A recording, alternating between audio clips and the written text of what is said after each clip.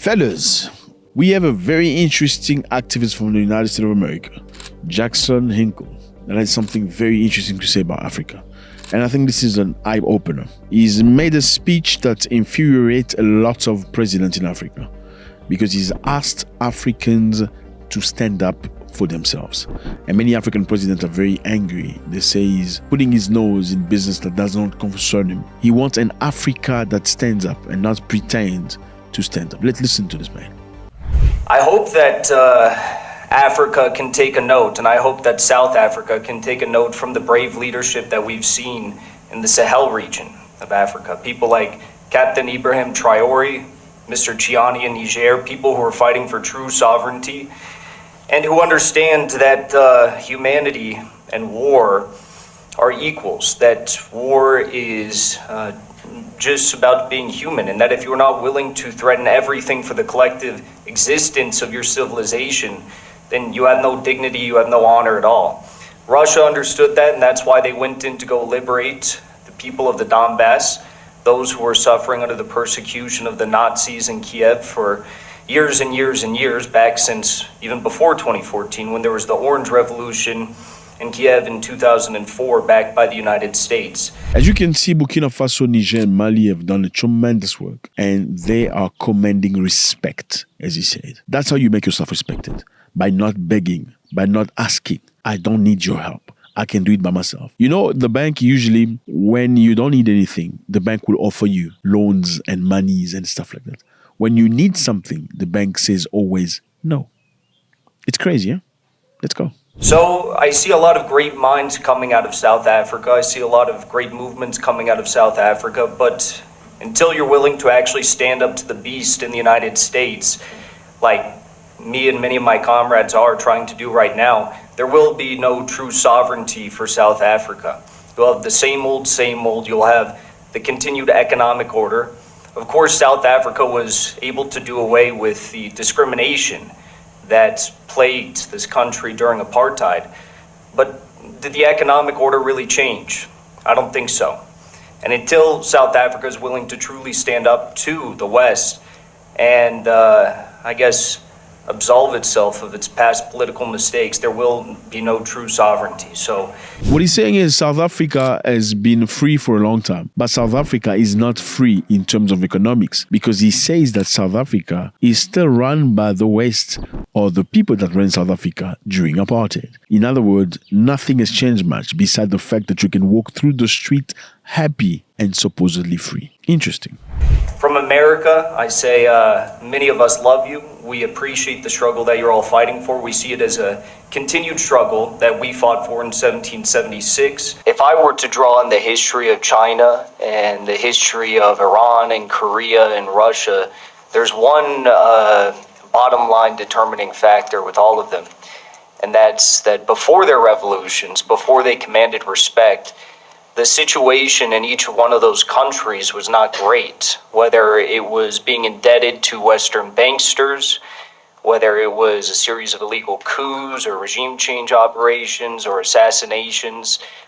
These countries did not command respect on the global stage to the Western imperialists. That's the same problem that Africa is facing today. There is no respect that is commanded to the imperialists except for the new confederation in Mali, Niger, and Burkina Faso.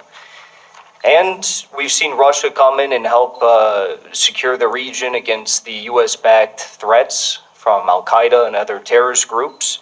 But ultimately, I think that Africa needs to learn from China, from Korea, from Iran, and from Russia, who first had these beautiful revolutions that commanded the respect.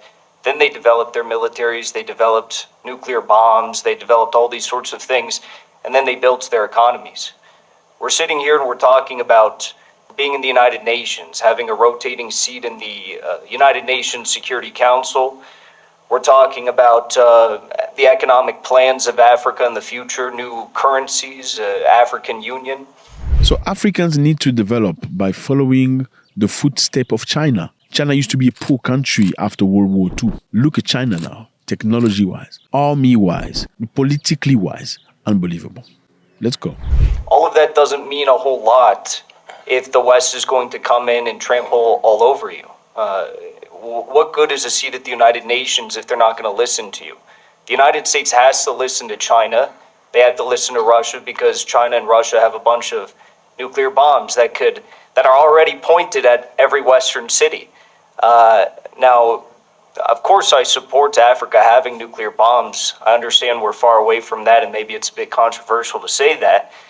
But what I think we also need to understand is that Africans are dealing with the same issues that the American citizens are dealing with under our own regime.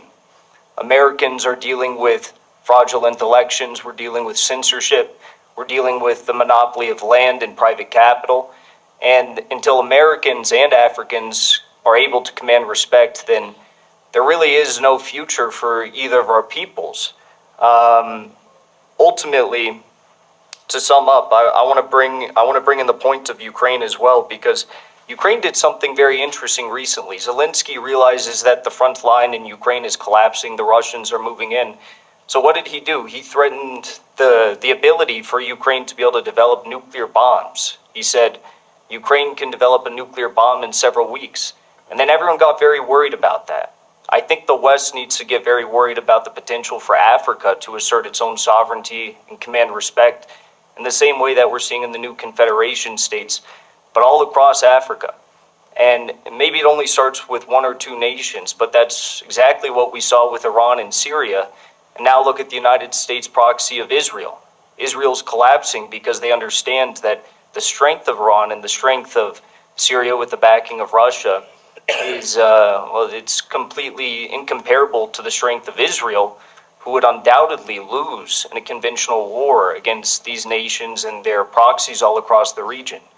So I think the question of military power is extremely important, and it actually comes before the question of economic power or trade routes or currencies or any of these things. So I hope to see more bold leadership, even in the case of Niger. Victoria Nuland was too afraid to tell Nigeria to invade Niger because she understood the military power of these Sahel states with the backing of Russia.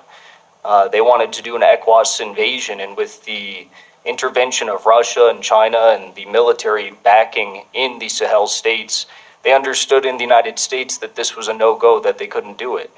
So I hope in my lifetime, I'll end here, that we'll see a nuclear Africa. We're already seeing Russia. Rosatom is talking about bringing nuclear reactors into Burkina Faso.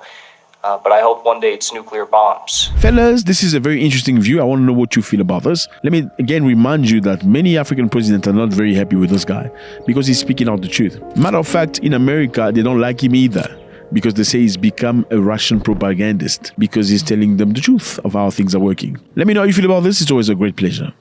God bless.